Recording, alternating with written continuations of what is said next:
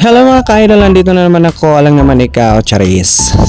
So sa lahat po na nagko-comment about po doon sa mga linakad ko kay Wilma, dito ko na lang po kayo sasagutin. So itong sa katanungan na to, kung nandito na ba daw si Wilma, baka daw picture na lang naman daw yan. Ayan, so nandito na po siya ka-idol. Ayan, kasama na po namin siya at sinundo ko po yan sa airport. Ayan, so dito naman sa mga nagtatanong about kung di sa agency po ako nagtatanong mga ka-idol.